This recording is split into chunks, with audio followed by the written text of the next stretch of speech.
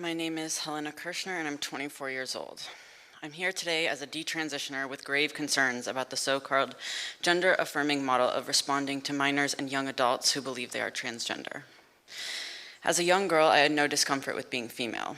What I did have was a history of family issues, difficulty fitting in with other girls, eating disorders, self-harm, and depression. When I was 14, I began spending a lot of time online in communities where countless other troubled adolescent girls were encouraging each other to interpret social, emotional, and body image difficulties as signs of gender dysphoria, with the belief that body modification would be a transformative solution. When I took steps in the direction of being trans, I received more positivity and encouragement than I had ever experienced. By age 17, I identified as a trans boy and was fully convinced that my only chance at living a happy life would be to take hormones and undergo surgeries to change my body. My school counselor and school therapist both affirmed my beliefs, and the psychologist even told my mother that she was risking my suicide if she would not agree to testosterone treatments, but thankfully she was not intimidated. I went to a Planned Parenthood a few weeks after my 18th birthday. None of the clinicians were interested in what was behind my desperation to change my body. They told me that because I seemed so sure, they would prescribe the hormones that day, foregoing blood tests. I told the clinicians that I wanted a high dose so I would see more changes in my body. They agreed and prescribed me 100 milligrams of testosterone per week.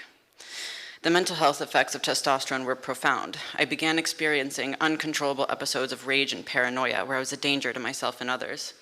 I also became more suicidal and self-harming. Due to this, I was hospitalized twice. None of the clinicians in the hospital or outpatient center ever mentioned testosterone as a possible source for my mysterious new symptoms. Instead, I was prescribed a litany of psychiatric drugs. This time was so dark that it caused me to question the original promises of a joyful trans life, and after 5 years of identifying as transgender, I stopped taking testosterone and began the journey of detransitioning. My mysterious new mental illness went away soon after and has never returned. I am forever grateful that clinicians were not able to affirm me any further. I'm very fortunate to not have experienced any obvious physical detriments, but the negative impact of the so-called gender-affirmative care on my life cannot be understated. Not only was I in serious danger under the influence of testosterone, but the mental process of returning to reality, accepting my body, coping with everything that happened, and facing the mental health issues that were compounded by these experiences has been very difficult. I ask the board to see these dangers of gender affirmation and create a rule prioritizing exploratory psychotherapy and long-term health over dangerous cosmetic interventions for these vulnerable young people. Thank you.